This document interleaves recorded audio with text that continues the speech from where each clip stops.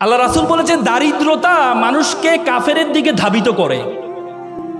দারিদ্রতা মানুষকে কাফের বানিয়ে ফেলে। তো সুতরাং আমরা বলি, আমরা সবসময় এমফেসাইজ করি যে গরিব থাকো, গরিব থাকো, টাকা পয়সা এত লাভ কি, দুনিয়া দুনিয়া করা দরকার না, আখিরাত করো না। ইসলামের যত বড় বড় ইবাদত আছে, সবচেয়ে বেশি বড় ইবাদতগুলো কিন্তু ধনীর জন্য। রোজা, এই তোমার কোরবানি কার জন্য? গরিবের জন্য। হজ কার জন্য? গরিবের জন্য। যাকাত কার জন্য? গরিবের জন্য। কার জন্য? ধনীর জন্য।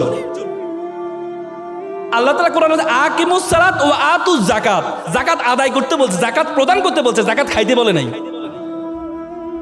আর আমরা ইসলামটাকে বানায় নিয়েছি যে এটা গরিবের ধর্ম। তোমরা জানো, ব্রিটিশরা যখন আমাদের এই উপমহাদেশে আসছিল, তখন আমরা, এই উপমহাদেশ ছিল পৃথিবীর সপ্তম ধনী দেশ। সপ্তম ধনী দেশ ছিল যখন ব্রিটিশরা আসছে। আর যাওয়ার পথে আমাদেরকে সবচেয়ে ফকিরি দেশে পরিণত করে গিয়েছে। তারা কি করছে? তারা আমাদের শিক্ষা ব্যবস্থাটাকে এমনভাবে তৈরি করে দিয়েছে, আমাদের শিক্ষা ব্যবস্থায় আমাদেরকে শিক্ষা ব্যবস্থা পড়ানো হয় যে ছিঁড়া কাঁথায় শুয়ে লাখ টাকার স্বপ্ন কেন দেখো। তারা আমাদেরকে এই যে অ্যাপ্লিকেশনে শিখায়, কি শিখায় জানো? যে কেরানি পদে চাকরির জন্য আবেদন। কখনো দেখছো সিইউ পদে আবেদনের চাকরির জন্য আবেদন তোমাদেরকে শিখাইতে? এমডি পদে আবেদনের চাকরি শিখাইতে? আমাদেরকে যে কেরানি পদে আবেদন।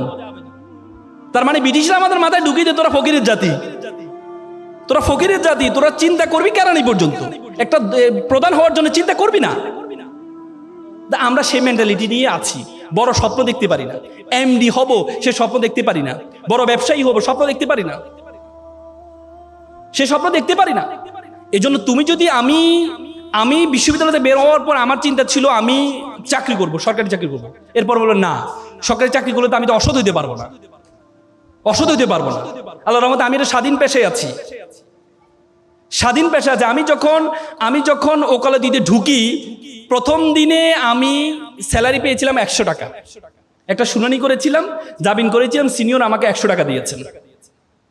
এবং আমার বন্ধু যারা আছে তারা বিভিন্ন বাংলাদেশ ব্যাংক, বড় বড় ব্যাংক প্যানেল লয়ার হিসেবে ঢুকেছে, তাদের বেতন ছিল 70 থেকে 80 হাজার টাকা।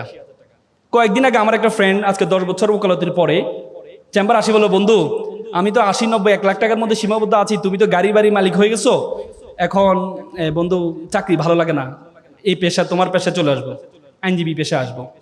তাই বললাম বন্ধু তোমাকে তো আবার শুরু থেকে শুরু করতে হবে। বলছে না, শুরু থেকে শুরু করবো। সে আবার শুরু থেকে শুরু করেছে। তার মানে যদি আমি সেদিনের টাকার বড় স্বপ্ন দেখতাম না 70-80 হাজার টাকা আমার লাগবে, তাহলে আজকে এই অবস্থায় I have 12 juniors in my chamber, 12 জন জুনিয়র আছে আমার, সে সুযোগটা হতো না। এজন্য তোমাদেরকে চিন্তা করতে হবে যে তুমি কি চাও, তোমার মেন্টালিটি কি। সেটির জন্য চাওয়ার আগে প্রথমে তোমার সম্বন্ধে তোমাকে জানতে হবে। Who are you, who are you want to go, তুমি কে, তোমার সম্বন্ধে। আমরা সবসময় বললাম না, ব্রিটিশরা আমাদের মাথা ঢুকিয়ে দিয়েছে আমরা তো ছোট। দেখো, আগে আরবরা বড় বড় ব্যবসায় পরিচালনা হইতো, আর এখন মুসলমানরা একটা কনজিউমার জাতিতে পরিণত হয়েছে, ভোক্তা।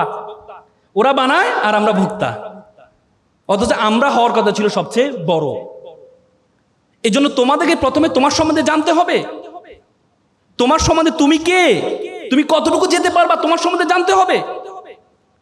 দেখো 2006 সালে বাংলাদেশে একটা অপটিক্যাল ফাইবার স্টেশন করা হয়েছে কক্সবাজারে। সেটি তোমার পর্তুগাল হয়ে, স্পেন হয়ে, সিঙ্গাপুর, মালয়েশিয়া হয়ে, ফিলিপাইন হয়ে আমাদের কক্সবাজারের সাথে যুক্ত হয়েছে। সে অপটিক্যাল একটা তার, ফাইবার কেবল, পরবর্তীতে স্যাটেলাইট, এই কি বলে শেখ মুজিবুর রহমান যে এটা কি বলে হাইটেক পার্কের সাথে যুক্ত হয়েছে। সে তারটার দূরত্ব ছিল 17,500 কিলোমিটার। 17,500 কিলোমিটার একটা তার দিয়ে পুরো পৃথিবীটা আমাদের হাতের মুঠে চলে আসছে। আজকে আমরা এখানে কি করছি, আমেরিকা বসে দেখতে পাচ্ছে, আমেরিকাতে কি করছে আমরা এখান থেকে বসে দেখতে পাচ্ছি, মাত্র 17,000 কিলোমিটার একটা তার দিয়ে। বিজ্ঞান বলে আমাদের মাথার মধ্যে যে তার আছে, নার্ভ আছে, বলা হয় 2 কোটি নার্ভ আছে আমাদের মাথার মধ্যে। একটাকে যদি একটার সাথে যুক্ত করা হয় 2 লক্ষ কিলোমিটার হবে এটা দূরত্ব। মাত্র 17,000 কিলোমিটার দিয়ে পুরো পৃথিবীটা আমাদের হাতের মুঠে চলে আসছে। 2 লক্ষ কিলোমিটার নার্ভ দিয়ে পুরো বিশ্ব জগৎ তোমার হাতের মুঠের মধ্যে চলে আসবে। এজন্য তোমাকে জানতে হবে তুমি কে, বিশ্ব জগৎ সম্বন্ধে ধারণা আছে। এই বিশ্ব জগতের আয়তন কত বড় বলো তো, পৃথিবীর আয়তন কত? 52 কোটি বর্গ কিলোমিটার। যে পৃথিবী, যে আয়তন, যে পৃথিবীটা, এই পৃথিবীটা আমরা যে সূর্যটা দেখতে পাই, এই 52 কোটি বর্গ কিলোমিটার মধ্যে 7টা মহাদেশ, 7টা মহাসাগর আছে। এই 52 কোটি বর্গ কিলোমিটার পৃথিবীটাকে যদি সূর্যের মধ্যে ঢুকিয়ে দেওয়া হয়, তাহলে 13 লক্ষ পৃথিবী ঢুকিয়ে দেওয়া সম্ভব। কত লক্ষ? 13 লক্ষ। আর সূর্যটা কি? একটা নক্ষত্র। আল্লাহ বলেছে বিলিয়ন বিলিয়ন মিলিয়ন নক্ষত্র আছে। তার মানে এই বিশ্বজগৎ সম্বন্ধে তোমার ধারণা আছে? এই বিশ্বজগতে আল্লাহ তাআলা তোমাকে আমাকে কি বলেছে জানো? আল্লাহ বলছে কুনতুম খায়রা উম্মাত উখরিজাত লিন-নাস তা'মুরুনা বিল মা'রুফ ওয়া তানহাউনা আনিল মুনকার।